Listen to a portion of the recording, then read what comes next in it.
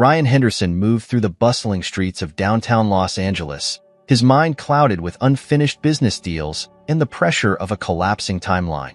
The world around him, a cacophony of traffic horns, street performers, and hurried pedestrians, seemed like a blur.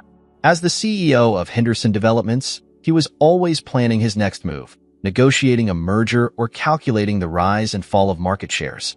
Distraction was a luxury he couldn't afford. Yet here he was, lost in his own thoughts. He stepped off the curb, his phone pressed against his ear. "Yes, Roger. I need that report finalized." A blaring car horn cut through the air, jolting Ryan back to reality. His heart leapt into his throat as a sleek, black SUV skidded toward him, tires screaming. The world slowed to a crawl, his phone slipping from his hand, spiraling toward the pavement in what felt like slow motion. And then, a blur of movement. Small, frantic hands shoved him with surprising force. Ryan stumbled backward, crashing onto the sidewalk just as the SUV roared past, missing him by inches. The horrifying squeal of brakes and the gasps of onlookers echoed around him. He blinked, trying to process what had just happened. A young girl lay sprawled on the pavement where he had stood. Her dirty blonde hair fanned out, her small, frail frame twisted awkwardly. A dark stain of blood spread from her knee, soaking the torn fabric of her jeans. Dear God! Ryan scrambled to his feet, panic flooding his system as he knelt beside her. "Are you okay? Can you hear me?" The girl opened her eyes, pale blue and brimming with pain but unyielding. She tried to smile, though it wavered. I think I saved you," she whispered, her voice thin and trembling. Ryan's breath hitched. His gaze fell on the harsh reality of the scene. A crowd gathering, curious yet cautious, some whispering, others recording with their phones. The SUV had sped away, leaving only the aftermath. "Someone call an ambulance," Ryan shouted, his voice shaking. A man in a business suit rushed to comply, dialing rapidly. Ryan gently touched the girl's shoulder. "Stay with me, okay? What's your name?" The girl blinked slowly. "Sarah," she murmured. "Sarah Wilkins." Ryan felt an unexpected surge of gratitude and protectiveness. This child, barely more than a child, he realized, had risked her life to save him. He clenched his jaw, trying to control the tremor in his hands. As the sirens approached, Ryan's mind spun with a whirlwind of guilt and disbelief. How had he, a man known for his wealth and power, become so helpless? And how could this little girl have shown such bravery? The paramedics arrived, swarming around Sarah, assessing her injuries. Ryan hovered nearby, his knees soaked with grime from the sidewalk, unable to leave her side. He watched as they lifted her onto a stretcher, her small face contorted with pain, yet her eyes never leaving his. "You're going to be okay," he told her, more to convince himself. Sarah looked at him, her expression softening into something fragile, something that made Ryan's chest constrict. "Will you come with me?" she asked, her voice so quiet that Ryan had to lean in to hear. Ryan swallowed hard, an unfamiliar weight settling on his shoulders. "Yes," he promised, his voice cracking. "I'm not going anywhere." The sterile smell of antiseptic filled the air as Ryan Henderson paced the stark white waiting room of Los Angeles County General Hospital. Every footstep he took echoed, amplifying the chaos of emotions coursing through him. The world outside these walls, with its relentless energy and ambition, seemed to pause. Here, in this place of vulnerability and fear, time moved differently. Ryan's eyes kept flicking to the double doors that led to the emergency ward, hoping, desperate for any sign of news. His tailored suit, now rumpled and smeared with dirt, felt wrong in this environment. He had made deals worth millions, shaken hands with world leaders, but standing here, waiting for news about a girl he had never met before today, he felt utterly powerless. "Mr. Henderson?" A soft voice broke into his turmoil. He turned to see a nurse, her expression tired but kind. "Sarah Wilkins is stable. We managed to stop the bleeding, and the x-rays didn't show any fractures, just some deep bruising and abrasions. She's asking for you." Relief washed over him, almost leaving him dizzy. "Can I see her?" The nurse nodded, guiding him through the labyrinthine halls of the hospital. Ryan barely noticed the surroundings. The low hum of machinery, the hushed conversations of worried families, the occasional cry of pain. All he could think about was Sarah, the brave little girl who had thrown herself into harm's way for him. When they reached the small, brightly lit room, Ryan hesitated at the threshold. Sarah lay in the hospital bed, looking impossibly small beneath a thin, scratchy blanket. Her leg was bandaged, and a 4-line trailed from her arm. Despite everything, her eyes lit up when she saw him. "Hey," she said, her voice a whisper, but it held a note of joy. Ryan stepped forward, suddenly unsure of what to do with his hands. He settled for sitting on the metal chair beside her bed. "Hey yourself," he replied, his throat thick with emotion. "How are you feeling?" Sarah winced, adjusting her position. "I've been better, but, I'm still here." Her attempt at humor made his chest tighten. Ryan looked down, his hands clasped together. I don't know how to thank you," he said quietly. "What you did out there it was the bravest thing I've ever seen." Sarah shrugged, but he could see how much it cost her to move even slightly. "It's nothing," she murmured. "Just didn't want to see anyone get hurt." The simplicity of her words hit Ryan like a blow. How often had he gone through life thinking of his own ambitions, never considering the sacrifices of others? He didn't even know this girl, yet she had risked everything for him. "Do you have family nearby?" he asked, trying to mask the worry in his voice. Sarah's smile faded, her eyes drifting toward the window. "No," she said softly. "Not really. I stay with some other kids. We look out for each other." Her tone was brave, defiant even, but Ryan could hear the loneliness that lingered beneath. Ryan frowned, leaning in slightly. "Other kids," he pressed gently. "What do you mean?" Sarah shifted uncomfortably, her fingers picking at the edge of the blanket. "We don't have homes," she admitted. Not like most people. We make do." Ryan felt a rush of guilt and disbelief. He had spent millions on luxury apartments, properties that sat empty for half the year. The thought of a child like Sarah, vulnerable and without a home, clawed at his conscience. A silence fell between them, heavy and uncertain. Finally, Sarah broke it, her voice quiet but steady. "I used to have a home. Before my dad went away." She glanced at Ryan, and he could see the pain etched into her young face. "He was a firefighter, the bravest man I knew, but he never came back from this big fire. They never even found him." Ryan inhaled sharply, the pieces of her story clicking together with chilling clarity. A firefighter, disappeared in a fire. The memory of a childhood friend, Jack Miller, surfaced in his mind, unbidden and raw. Jack, who had always been the fearless one, the noble one. And Ryan, the friend who had chosen ambition over integrity.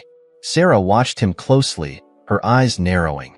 "Mr. Henderson," she said, her voice almost pleading. "Can you help me? I need to find him, or at least know what happened." Ryan sat back, the weight of her request settling over him. His pulse thudded in his ears. If her father was who he thought he was, it meant revisiting a past he had tried to forget, a betrayal he had spent years burying beneath success and wealth. He hesitated, not knowing how to respond, how to face the ghosts that Sarah had just summoned. But her eyes, filled with both hope and pain, left no room for avoidance. "I'll try," he promised, though the words felt inadequate. "I'll do everything I can." Sarah's eyes softened, and she nodded. "Thank you," she whispered, her small hand reaching out to grasp his. Her fingers were cold, her grip weak, but the trust she placed in him was palpable. Ryan held her hand, a sense of purpose slowly hardening within him. For the first time in a long while, he wasn't thinking about profits or deals. He was thinking about a little girl who had saved his life, and a debt he couldn't repay with money. As he sat there, the past and present colliding in ways he couldn't ignore, Ryan knew this was just the beginning. The road ahead was uncertain, filled with shadows of old betrayals and the daunting promise of redemption. But for now, he stayed by Sarah's side, the weight of her trust giving him the resolve to face whatever came next. The first light of dawn seeped through the thin blinds in Sarah's hospital room. Ryan hadn't slept, his mind racing with thoughts of the girl lying before him and the broken pieces of her story. Sarah's father, a firefighter who had disappeared in a blaze, had left her a legacy of courage, yet also a life of hardship. As Sarah dozed, her brow creased in discomfort, Ryan felt an unshakable sense of duty forming within him. He'd made a promise, and for the first time in years, a promise he intended to keep, no matter how much it hurt to face the past. Hours later, as the hospital was coming alive with the morning shift, Sarah stirred, her eyes fluttering open. Ryan was still there, leaning against the wall, lost in thought. Seeing her awake, he pushed off and walked to her bedside. "How are you feeling?" he asked, trying to keep his tone light. Sarah gave him a weary smile. "Better, I think." She glanced down at her bandaged knee, winced a bit, then looked back up at him. "You didn't have to stay." Ryan shrugged. "I figured I owed you at least a night of company after everything." She let out a short laugh, but her eyes softened. "Thanks, Mr. Henderson." Ryan cleared his throat, shifting awkwardly. "Listen, about what you asked last night, about finding your dad. I don't know how much I'll be able to do, but I'm willing to try." The weight of his own words settled around him. He didn't tell her about his past with her father, about the betrayal that had left their friendship in ruins. That was a truth he wasn't ready to face. Not yet. Sarah's gaze grew intense. "If you find him, tell him I forgive him, okay?" She hesitated, her voice almost breaking. "I don't know why he never came back, but I just need him to know." Ryan's chest tightened at the rawness of her words. "I'll do my best," he replied, hoping it sounded more confident than he felt. He had to find some way to look into the case of her father's disappearance, even if it meant dredging up painful memories. After arranging for the hospital bills and ensuring that Sarah would have a safe place to stay until she healed, Ryan left with a new determination. But as he walked through the bustling city streets, his thoughts drifted back to a different time. A time when he and Jack Miller had been inseparable. Growing up in the narrow streets of their old neighborhood, they had been more than friends. They were like brothers. Jack had always been the righteous one, the kid who'd stand up to bullies, who'd give the shirt off his back to a stranger. Ryan, on the other hand, had been more practical, more willing to bend the rules. Their paths had finally diverged over a decade ago, when Ryan made a ruthless business move that shattered their friendship and led Jack to disappear from his life. But he hadn't known that his actions would lead Jack down such a dark path. With his thoughts in turmoil, Ryan made his way to the fire station where Jack had once worked. It had been years, and many of the faces had changed, but he hoped someone there might remember Jack or be able to direct him to the right records. The station was bustling with activity as firefighters returned from a morning call. He approached the front desk and introduced himself. A middle-aged man with graying hair looked him over, sizing him up. "Ryan Henderson. Can't say I've heard that name around here, but sure, what do you need?" "I'm looking for information on an old friend of mine," Ryan said, swallowing the lump in his throat. "Jack Miller. He used to work here, maybe 12 or so years ago." The man's face darkened, a flicker of recognition flashing in his eyes. "Yeah, Jack. Everyone around here remembers Jack Miller." He crossed his arms, giving Ryan a hard look. "Good man. Always put others first. Heard he had some bad luck later on. Disappeared in a big fire about 10 years back." Ryan felt his stomach clench. He had known the facts of the story, but hearing it confirmed this way, knowing it was no longer just a distant memory, made it real in a way he hadn't prepared for. Do you know if there's any chance he survived?" Ryan's voice sounded thin, even to his own ears. The man shook his head. "No one knows for sure. The fire was, brutal. Not much left of the building when it was over. Some folks say he got trapped. Others think he might have made it out and just didn't want to come back." He shrugged. "Guess we all carry ghosts." Ryan clenched his fists, the memories of his own betrayal gnawing at him. If Jack had somehow survived, would he have wanted to come back to a world where his closest friend had sold him out? He thanked the firefighter and stepped outside, the cold morning air hitting him like a slap. He knew what he had to do. Digging up records, talking to old colleagues of Jack's, maybe even reaching out to the families affected by that same fire. As he walked through the streets, his mind raced with questions, regrets, and the weight of guilt that had lain dormant for so many years. He had to confront his own actions, even if that meant discovering that Jack was gone for good. But he owed it to Sarah and to Jack. Ryan sat in his study late into the night, surrounded by the dim glow of his computer and the faint hum of city noise beyond his windows. Piles of old documents, legal files, and records from his business dealings years ago lay sprawled across the table. Somewhere in this mountain of paperwork, he hoped he could uncover something, anything, that would lead him to Jack Miller. He'd always known he'd taken the easy way out when he'd cut Jack off. Back then, he'd told himself it was just business, that Jack would understand.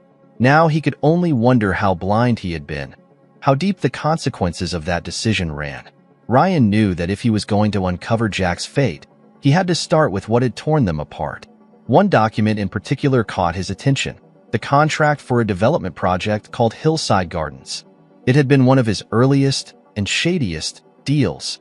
Back then, it had seemed like a golden opportunity, but Jack had seen right through it. Ryan remembered the heated arguments, Jack accusing him of cutting corners and compromising safety for profit. They had nearly come to blows that last time. Jack had stormed out of his office, saying he'd have nothing to do with a project that endangered lives.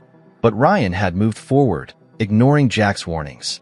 Hillside Gardens had gone up quickly, touted as affordable housing, a beacon for families starting anew. Ryan's wealth had multiplied, and he had basked in the triumph of his accomplishment. But the joy hadn't lasted. A few months later, an electrical fire had broken out in one of the buildings, spreading rapidly and leaving destruction in its wake. Families had been displaced, lives forever altered, and in the aftermath, his friendship with Jack had been reduced to ashes. It was in that very fire, as he discovered later, that Jack had disappeared. Now, as he sifted through the contract, his hands shaking, he remembered something Jack had said to him that day. "You're going to regret this, Ryan. You can't ignore the cost of your actions forever." The memory hit him like a physical blow, and for the first time, he wondered if Jack's disappearance had been more than just a tragic accident. Could Jack have tried to save the people trapped in that fire? Was he even still alive? Determined to find out, Ryan decided to dig deeper. He spent the next few days retracing every step of the Hillside Gardens project, reaching out to anyone he could remember who had been involved. He called old colleagues, scanned through news archives, and even managed to get a meeting with the fire chief who had overseen the aftermath of the incident. 2 days later, Ryan sat across from Chief Daniels, a grizzled man with a no-nonsense attitude and a piercing gaze. Chief Daniels listened as Ryan introduced himself, his eyes narrowing as he began to recall the details of that fateful fire. "Henderson, you say?"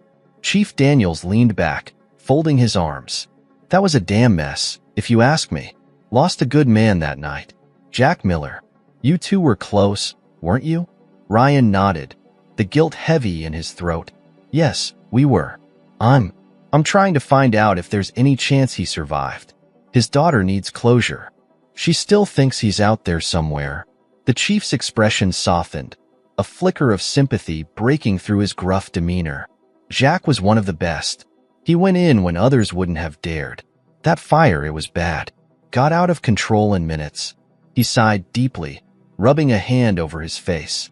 "We found signs that someone might have made it out, but no bodies to confirm. Just bits and pieces. Truth is, some of the crew believed he might have made it out and gone off-grid. Maybe he didn't want to be found." Ryan absorbed this, feeling a mixture of hope and dread. Why would he do that? Why would he leave his daughter behind? The chief hesitated, studying Ryan carefully. Jack talked about his old life a few times, about regrets, people he couldn't forgive. He looked pointedly at Ryan. Maybe he thought disappearing was the only way to protect her. Ryan flinched, feeling the weight of his mistakes pile onto his shoulders. "If he's alive, I need to find him," he said, his voice a mix of desperation and resolve. "She deserves to know." Chief Daniels considered him for a moment. Then he pulled a small, weathered notebook from his desk drawer, flipping it open to a page marked with Jack's name. There was an address, he said, his voice low. A cabin in the mountains. We found a map with it circled in Jack's locker after the fire, but no one thought much of it at the time. I can't promise anything, but if you're serious about this, it might be worth checking out. Ryan stared at the notebook, the faint hope growing into something more tangible. Thank you, Chief, he said, his voice hoarse. He took the address, an isolated spot a few hours' drive from the city. The next morning, as the sun rose over Los Angeles, Ryan packed a bag and set out, the winding roads leading him further and further from the world he had built. When he finally reached the edge of the mountains, he parked his car and continued on foot. The trail was rough, narrow, surrounded by towering pines and the echo of distant birds. The air grew colder, sharper, as he climbed higher, his legs burning, but he pressed on, fueled by the possibility that Jack might still be alive. As he rounded the final bend, a small cabin came into view, tucked away beneath a dense cover of trees. It was modest, worn, but unmistakably inhabited. There was a faint trail of smoke rising from the chimney. Heart pounding, Ryan approached slowly, his every step crunching on the frost-covered ground. He reached the door and hesitated, his hand raised to knock. What would he even say? How could he explain the years of regret, the pain, the destruction he'd caused? But he owed it to Sarah. He owed it to Jack. Taking a deep breath, he knocked. The sound echoed in the stillness, and after a long, tense silence, the door creaked open. A man stood there, older, wearier, with lines of hardship etched into his face. But his eyes, those eyes were unmistakable. Ryan's voice caught in his throat as he finally looked into the face of Jack Miller. Ryan stood motionless at the cabin door, face to face with the man he'd thought he'd lost forever. Jack Miller looked every bit the man Ryan remembered, though years of solitude and hardship had left their mark. His once youthful face was weathered, his hair streaked with gray, and his eyes, once filled with unbreakable resolve, held a guarded intensity. For a long, painful moment, neither man spoke. Ryan felt as if the air had thickened, too heavy to breathe. "Ryan Henderson," Jack said at last, his voice rough, as if it hadn't been used in a long time. "Didn't think I'd ever see you again." Ryan swallowed, his mouth dry. He hadn't prepared for this moment, hadn't even thought it possible. "Jack, I didn't know if you were alive." Jack's eyes narrowed, his jaw tightening. "Is that so? And what brings you here after all these years?" "Guilt." Ryan flinched. He could feel the anger radiating off Jack, the betrayal he'd carried alone in these mountains. But he couldn't turn back now. "I came for your daughter, Jack," he said quietly. "Sarah, she needs you. She saved my life.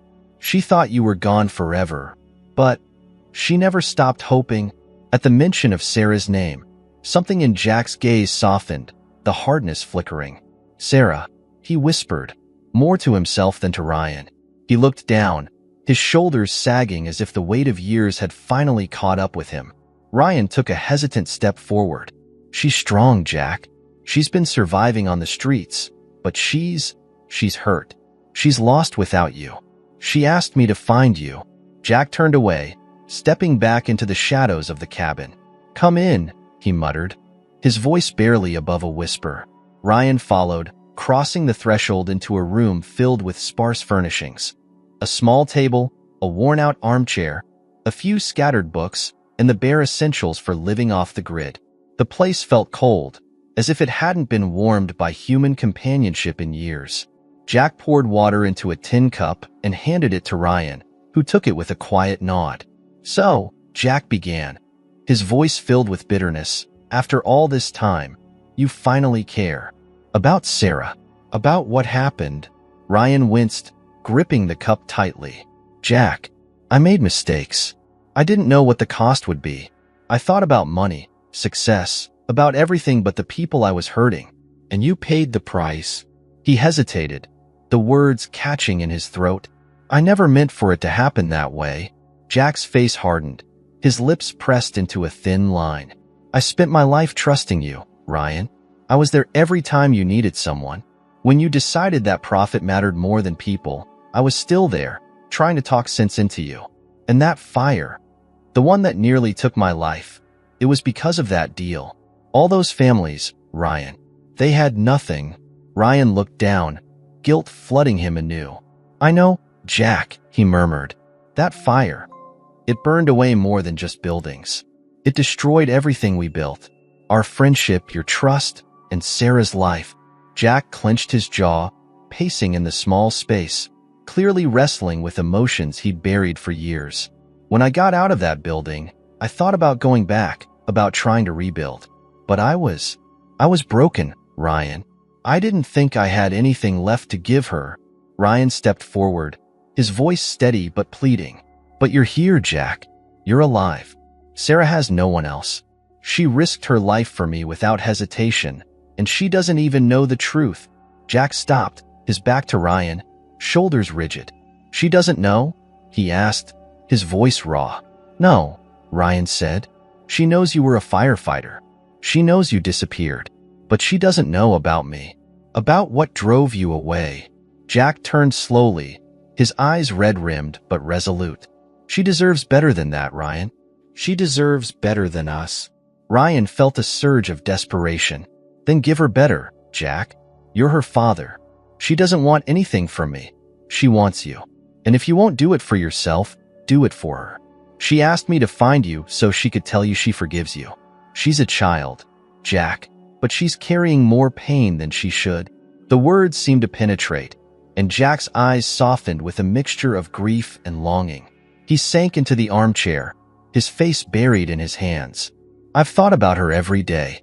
Every single day, Ryan, he choked out. But what kind of father does this? Leaves his child behind? Ryan walked over, placing a hand on Jack's shoulder. A man who made a choice he thought was right, he said softly. It doesn't make it okay. But you have a chance now to make things right. Jack looked up, his eyes meeting Ryan's, filled with a hesitant hope. I don't even know what to say to her. I don't know if I can face her. You don't have to know what to say, Ryan replied. Just be there. She's been through so much, and she's only a kid. You can't change what happened, Jack, but you can still give her a future. The room fell into silence, the weight of unspoken forgiveness hanging between them. Jack took a deep breath, nodding slowly, as if accepting a decision he had already made in his heart. When do we leave?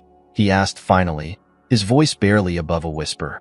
Ryan felt a wave of relief, mixed with a lingering sadness. We can leave as soon as you're ready. Jack stood, gathering a small, weathered backpack from the corner of the room.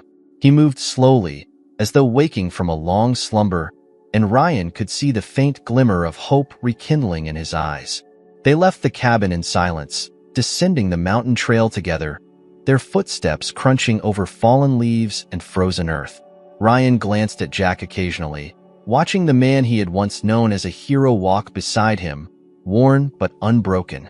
In the quiet dawn, Ryan felt the weight of his own burdens lifting, replaced by something he had long forgotten, hope for redemption. As they reached the bottom of the trail and approached the car, Jack turned to Ryan. Thank you, he murmured, a simple, sincere gratitude that made Ryan's throat tighten. Ryan nodded, too moved to speak. As they drove down the winding road back toward the city, he glanced over at Jack, who stared out the window, the lines on his face softening as the city grew closer. They were heading into an uncertain future, but one thing was clear. They were heading toward Sarah, toward a second chance for all of them. The drive back into the city was quiet, the only sounds the hum of the car engine and the occasional rustle of wind against the windows.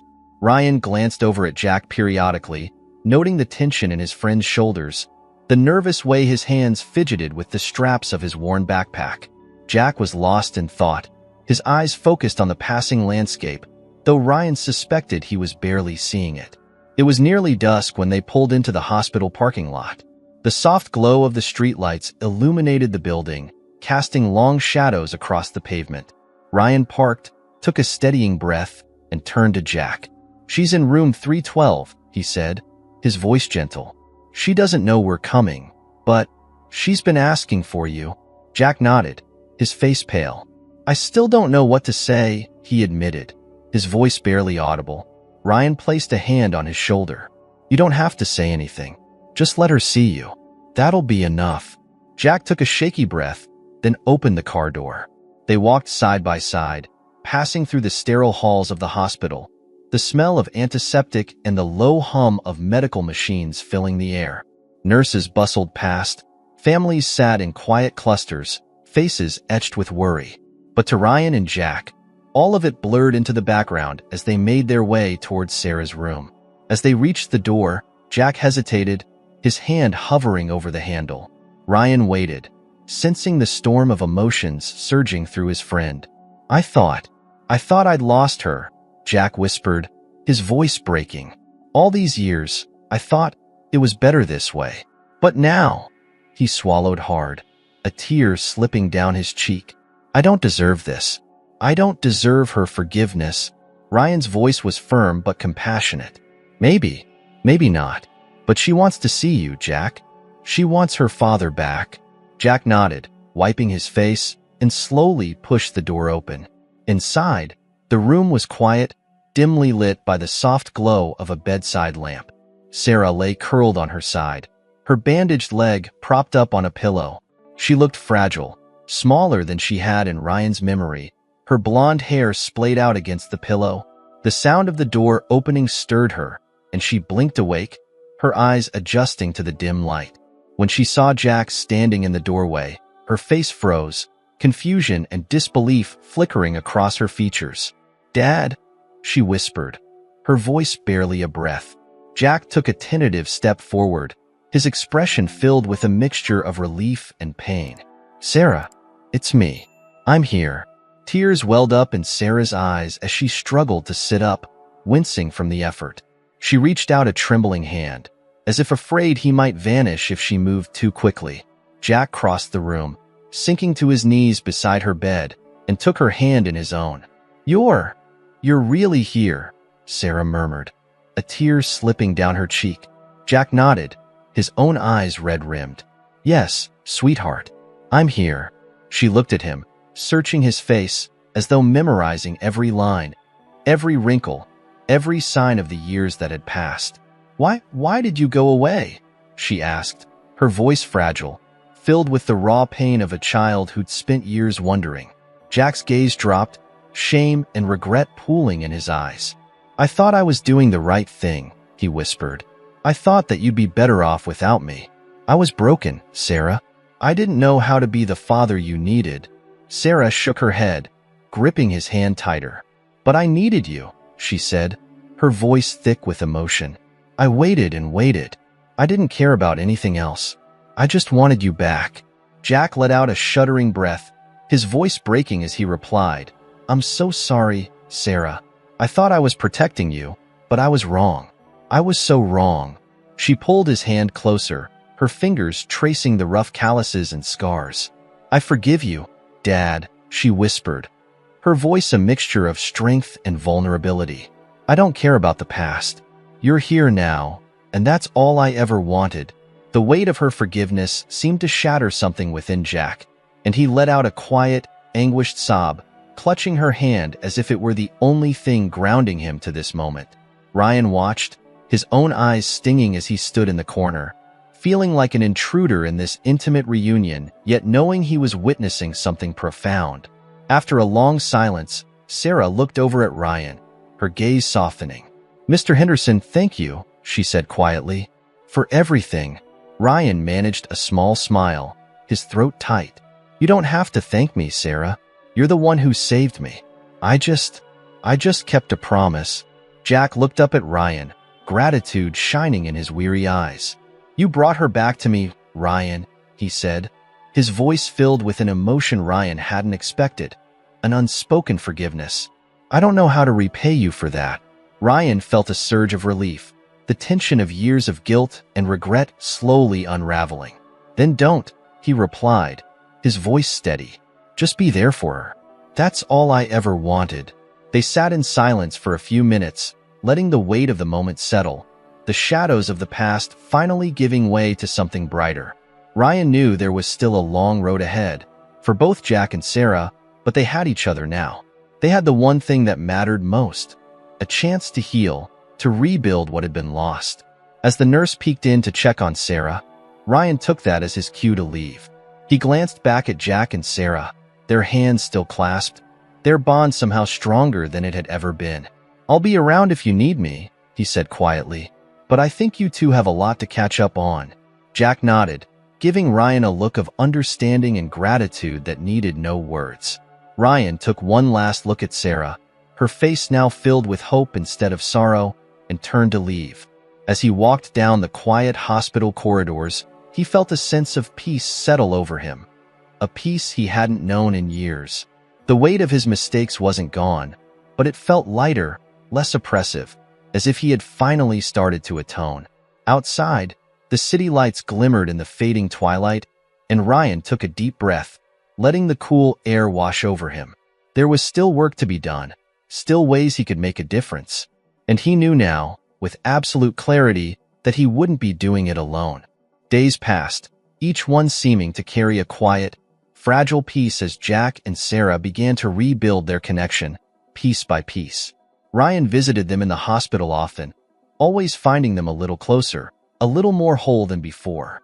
Sarah had been discharged from the hospital, but she was still recovering, and Ryan offered to let them stay in one of his properties while she regained her strength. Jack hesitated, wary of accepting any more help from the man who had once been his closest friend and greatest disappointment. But for Sarah's sake, he relented. The apartment Ryan chose for them was small but warm, nestled on the quiet outskirts of the city, away from the noise and distraction of downtown. It overlooked a park, and from the wide windows, Sarah could see families walking hand in hand, children laughing as they chased each other through the grass. She spent hours by that window, sometimes lost in thought, sometimes talking quietly with her father. One late afternoon, as the sun cast a soft glow over the city, Ryan knocked on their door. Jack opened it, his face still holding a trace of suspicion, though it was tempered now with a reluctant gratitude. "Ryan," Jack said, stepping aside to let him in. "Didn't expect to see you today." Ryan smiled faintly. "I thought I'd check in, see how you two were doing." "I know it's a big adjustment," Jack nodded, glancing over at Sarah, who was perched by the window, watching the sunset. "Yeah," he murmured. It's going to take time. But she's strong." Ryan followed his gaze, his own heart softening as he watched Sarah's small, steady figure outlined against the window. "She's more than strong. She's a fighter. She saved my life, you know." Jack gave a small, sad smile. "That sounds like her." He paused, rubbing a hand over his face, his voice growing softer. "You've done a lot for her, Ryan. More than I ever expected. I never thought you'd—" Ryan held up a hand, cutting him off gently. "Jack, I didn't do any of this to make up for what happened. I did it because she needed help, and because I wanted to do the right thing. For once." Jack studied him, the tension in his face softening, the years of anger and bitterness giving way to a tentative understanding. "Then I guess maybe we both have a chance to start over." Ryan nodded, feeling a weight lift. "Maybe we do." They sat together, the silence between them no longer strained but comfortable, filled with the knowledge that some things could be forgiven, even if they couldn't be forgotten. After a while, Sarah came over, her face lighting up when she saw Ryan. "Hey, Mr. Henderson," she greeted him with a shy smile. "I didn't know you were coming." Ryan chuckled. "Thought I'd surprise you." "How are you feeling, Sarah?" "Better," she replied, glancing at her father, a spark of happiness in her eyes. "A lot better now." They talked for a while, laughing quietly over small stories, reminiscing about moments they barely knew they'd shared. Ryan felt a strange but welcome feeling, as if they were becoming something of a family, a patchwork one built from broken pieces, yet stronger because of it. After a while, Sarah grew thoughtful, her eyes shifting between the two men. "You know," she said quietly, "I don't know much about what happened between you two. But whatever it was, I think it's okay now." Her words were simple, but there was a quiet wisdom behind them that made both men look away, each absorbing the depth of her forgiveness in his own way. When Ryan finally left, he felt a warmth he hadn't felt in years, a sense of belonging that extended beyond his empty penthouses and office towers. It was as if, in helping Jack and Sarah, he had somehow healed a part of himself he hadn't even known was wounded. As he walked down the empty hallway of the building, his phone buzzed. It was a message from his assistant, a reminder about a board meeting scheduled for the following morning. A time would have been when Ryan would have dropped everything to prepare. But tonight, he simply sent a quick reply, acknowledging the meeting but deciding it could wait. For once, he wasn't in a rush. There were other things, more important things, that needed his attention. The next day, Ryan woke with a renewed sense of purpose. He arrived at his office early, glancing around at the gleaming surfaces and pristine decor with fresh eyes. The world he'd once held in such high regard felt somehow empty, as if stripped of the importance it had once carried. When his board meeting began, Ryan listened to the usual reports, the quarterly projections, the discussions of profit margins and market shares. But his mind drifted back to Sarah and Jack, to the way they had clung to each other, the way their lives had been bound together by forgiveness and second chances. Midway through the meeting, he cleared his throat. "I'd like to discuss a new initiative," he announced, surprising the room. "Something that will make a difference beyond our usual goals." The board members exchanged glances, confused. "What do you have in mind?" one of them asked. Ryan took a deep breath. "I want to set aside a significant portion of our profits to create a foundation for families in need, especially for children who don't have homes or support. We'll use our resources to help them build better lives. There are too many kids out there who don't have anyone looking out for them. I think it's time we change that." A murmur of surprise swept through the room. This wasn't the kind of proposal they'd expected from Ryan Henderson, the man who had built his empire with an unwavering focus on profit. One board member spoke up cautiously. "But Ryan, this will impact our bottom line. Our shareholders might not approve." Ryan met their skeptical gazes, his voice steady. "Then let's find shareholders who will. This company can afford to make a difference, and I intend to see it happen."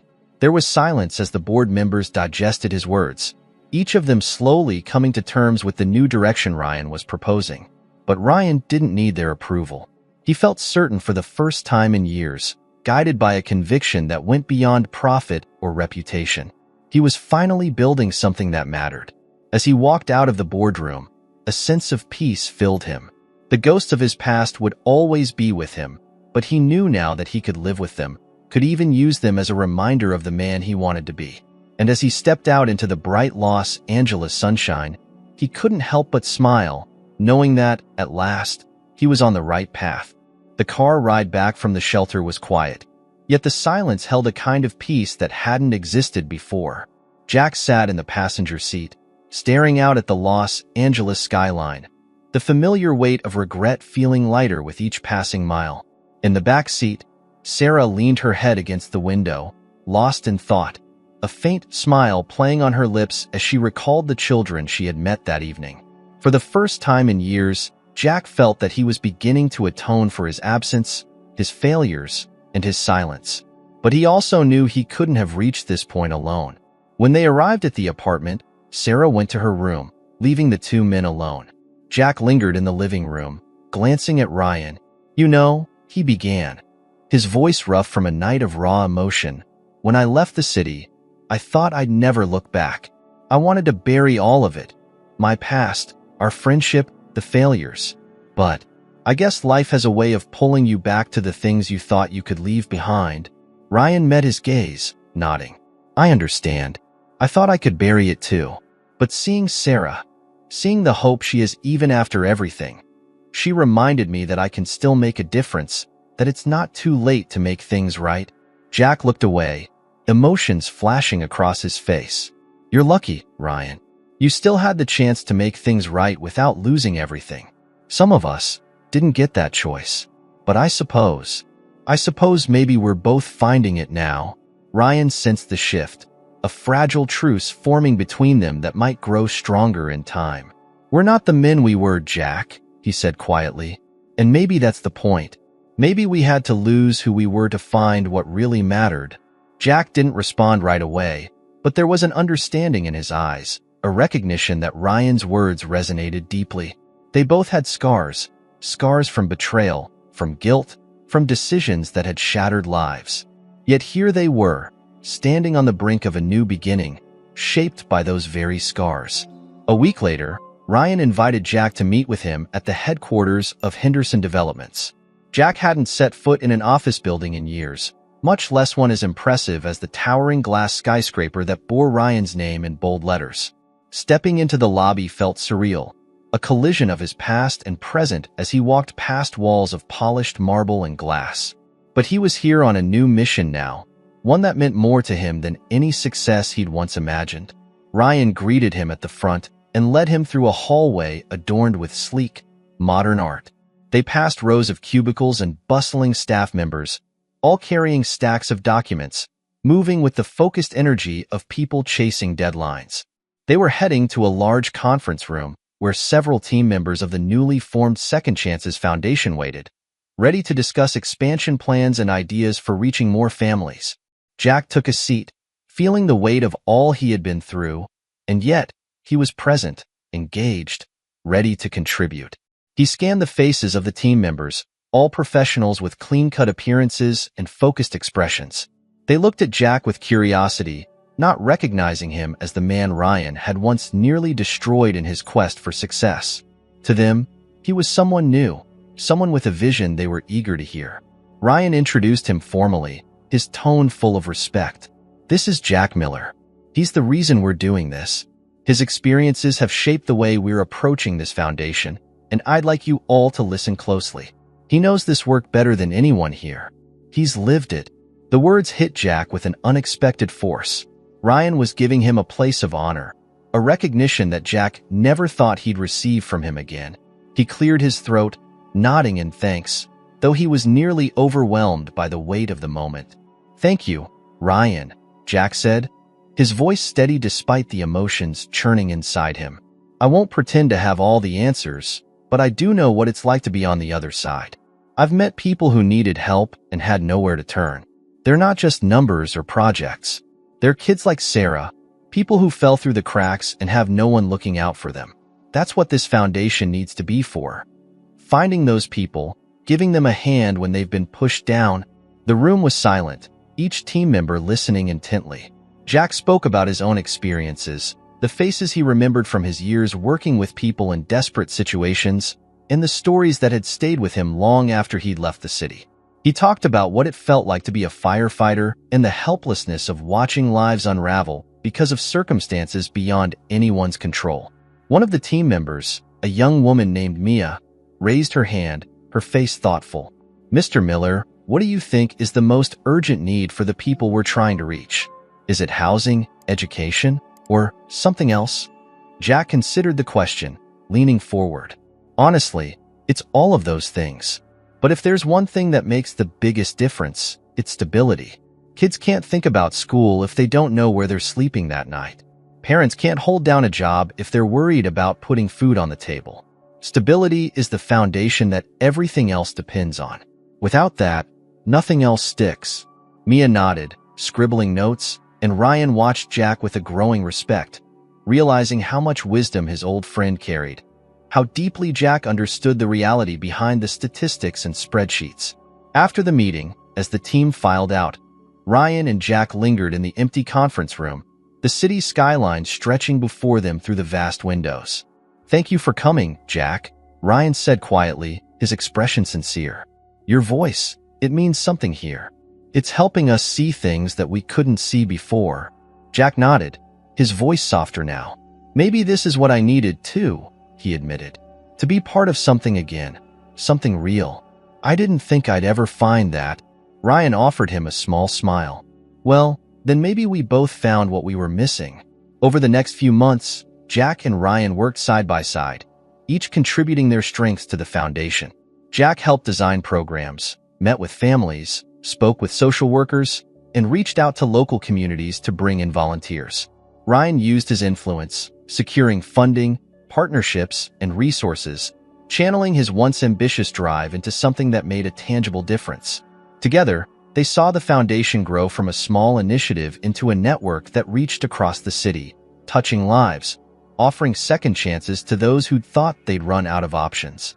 One evening, as they were leaving the foundation's office after a long day, Jack glanced at Ryan, his expression thoughtful. "You know, Ryan, if you'd told me a year ago that we'd be standing here, I'd have called you a liar." Ryan chuckled, nodding in agreement. "I probably would have called myself a liar, but I think maybe we were both waiting for a second chance. We just didn't know it." Jack sighed, a peaceful smile on his face. "I think you're right. And maybe this is our chance to get it right." Ryan extended his hand, and Jack took it, their handshake carrying the weight of forgiveness, understanding, and a future rebuilt from the ashes of their past. As they stepped out into the cool night air, the lights of the city shining down upon them, they knew they'd found their purpose.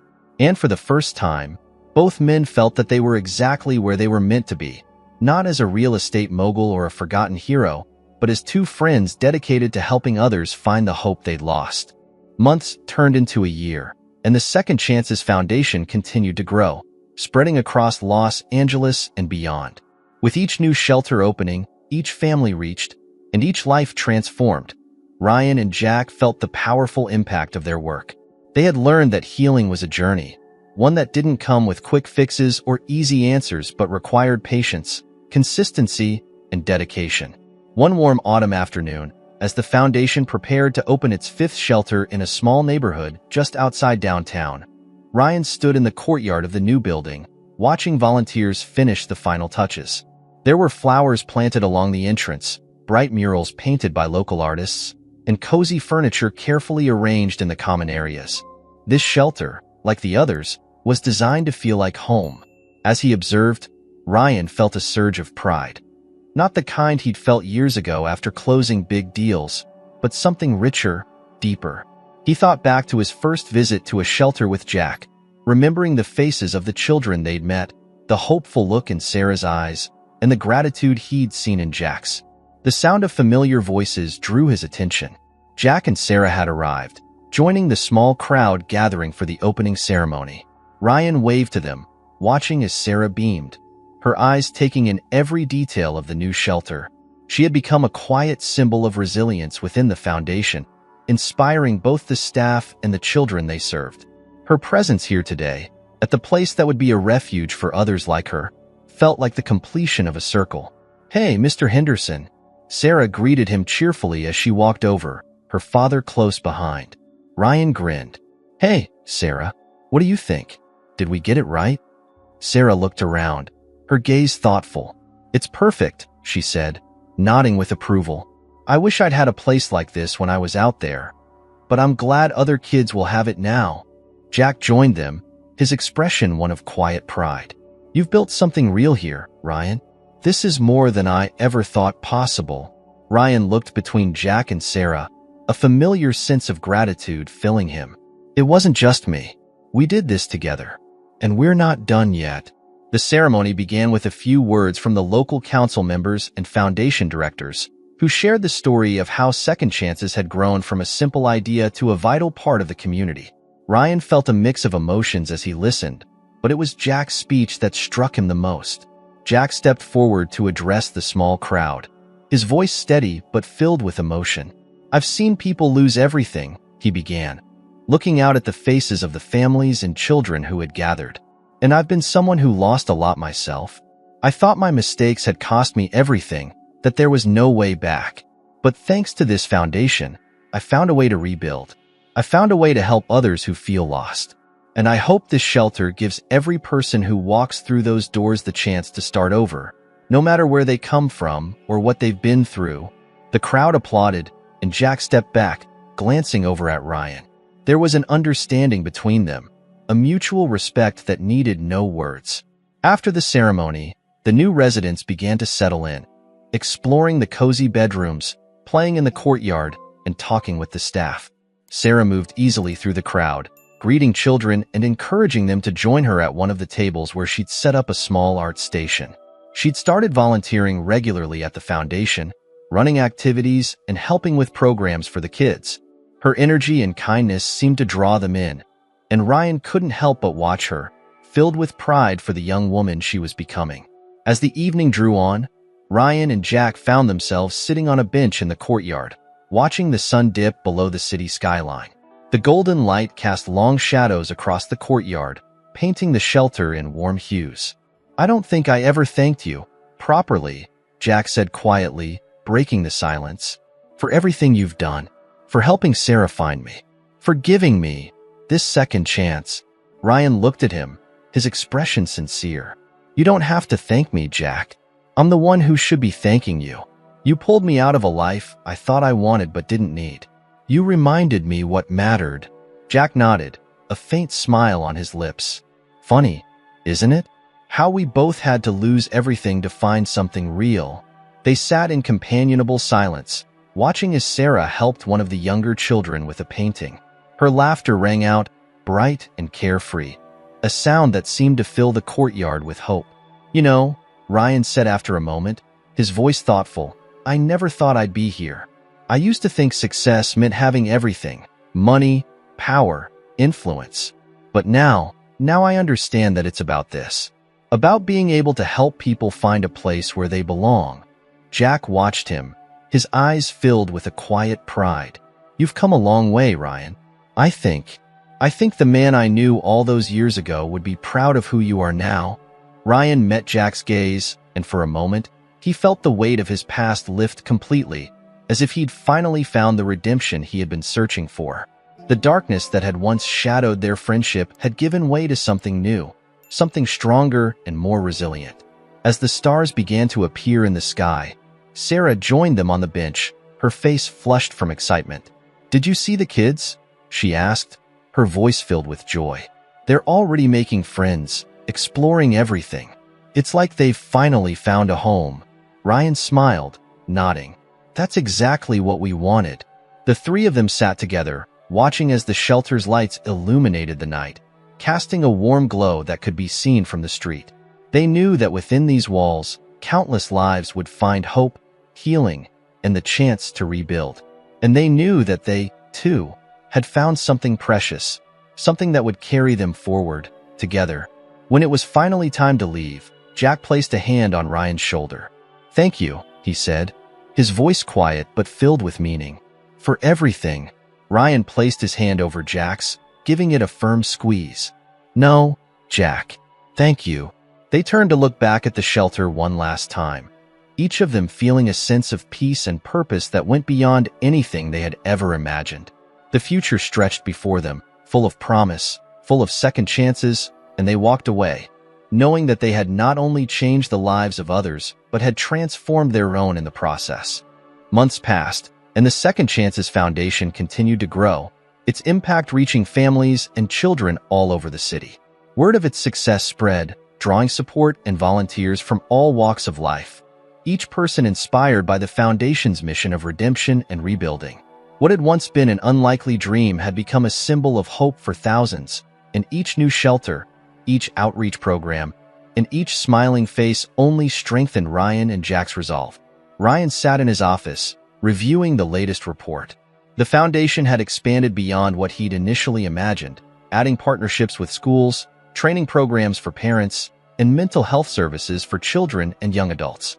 The numbers and figures laid out before him, once just a measure of business success, now represented lives that had found safety and stability. Yet there was one thing missing. A soft knock at his door broke his thoughts, and he looked up to see Sarah standing there, her expression warm but curious. "Am I interrupting?" she asked, stepping inside. "Not at all, Sarah," Ryan said, smiling as he waved her in. "Actually, I was just about to make an important call." He lifted the phone receiver, hesitated for a moment, and dialed Jack's number. It didn't take long for Jack to answer. "Ryan?" he asked, his tone slightly puzzled. "Jack, there's something I'd like to talk to you about. Are you free to come by the office? I think Sarah's going to want to hear this too." Within the hour, Jack arrived, looking slightly anxious but curious. Ryan led them both to the conference room, a large, sunlit space with floor-to-ceiling windows that overlooked the bustling city below. It was a room that had once symbolized power and influence for Ryan, but today it was the place where he would finalize the most meaningful decision of his life. He took a seat, gesturing for Jack and Sarah to join him. "I called you both here because I wanted you to know where we're headed next." Jack and Sarah exchanged glances, both intrigued but uncertain. Ryan took a deep breath, his eyes shining with quiet determination. Second Chances was just the beginning. We've seen what it can do, how much it means to people who feel invisible, forgotten. But it's grown to a point where it needs new leadership, people who understand this work from the inside out. He looked directly at Jack. I want you to lead the foundation, Jack. I can't think of anyone better suited for the job. Jack blinked, taken aback.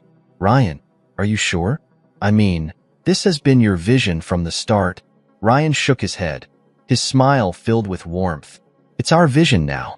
And the truth is, you understand these people, these children, better than I ever could. You've lived their struggles, walked in their shoes. I've built businesses, Jack, but what we have here isn't just a business. It's a lifeline, and I know that with you at the helm, it'll reach even further.